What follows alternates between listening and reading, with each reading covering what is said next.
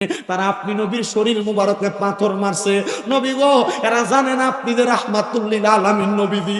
এরা জানে না আমার আল্লাহ তাআলা যে আপনি নবীর আগে কোন নবীরে জান্নাতে ঢুকাইতো না।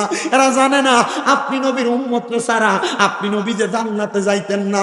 আপনি নবীজি মার গর্ভ না, শুধু যখন আপনারে আমার আল্লাহ তাআলা আদেশ কইরা নূর মুবারক বানাইছে তখন আপনি উম্মতের জন্য কাঁদছেন। এরা জানে না আপনি নবী দুনিয়া থেকে রওজা মুবারকে যাওয়ার পরে সারা জীবন উম্মতের জন্য কানবেন।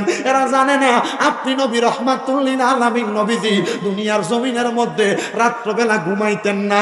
যখন আপনি আপনার স্ত্রীর ঘরের মধ্যে যাইতেন, আপনার সময় অতিবাহিত হওয়ার পরে আপনার স্ত্রীরা খাটে ঘুমাইতো, আপনি নবীজি সারা রাত্র দাঁড়ায় দাঁড়ায় ইবাদত করতেন। ইয়া রাসূলুল্লাহ, আমি কাব বিন আহবাব জানি আপনি দয়াল নবী রাহমাতুল লিল আলামিন, আপনি ওয়া মা আরসালনাকা ইল্লা রাহমাতুল লিল আলামিন। নবী গো, আসেন আসেন আমার ঘরের মধ্যে আসেন, আপনি নবীর আমি একটু খেদমত করব।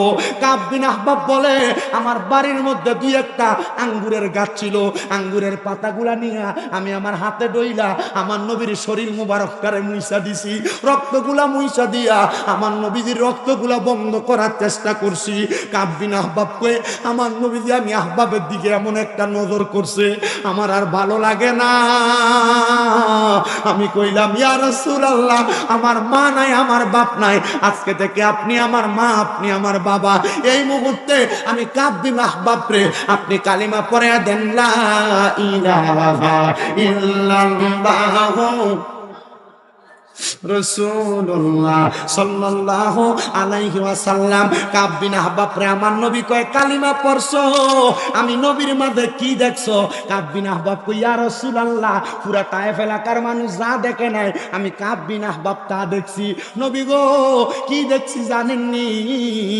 আপনি নবী যখন রক্তাক্ত হয়ে গেছেন, আল্লাহ রহমতের ফেরেশতারা আপনি দয়াল নবীর সামনে দাঁড়ায় গেছে, এদেরকে মারার জন্য এমন বাধা দিছে, এরা পাথর নিক্ষেপ করার জন্য হাত যখন তোলা দেয় এদের হাতটা নিচের দিকে পড়ে যায়, পাথর মারতে পারে না।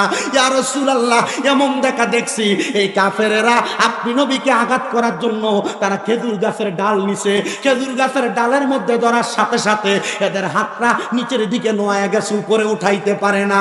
ও বন্ধুরে, ওই নবী রহমতের নবী কাব বিন আহবাবের মতো ইহুদি সন্তান আমার নবীরে চিনছে, কিন্তু আজকে ফেসবুকের মধ্যে দেখলাম একটা বেয়াদব বলতেছে ওই নবীর নারাই রিসালাতের স্লোগান দেওয়া যাবে না যদি ইহুদি নাসারারা আমার নবীরে চিনতে পারে, বাংলার মুসলমান নামক দাড়িওয়ালা টুপিওয়ালা না চিনতে পারে। এবার বলেন, এরা কি আসলে মানুষ না শয়তান?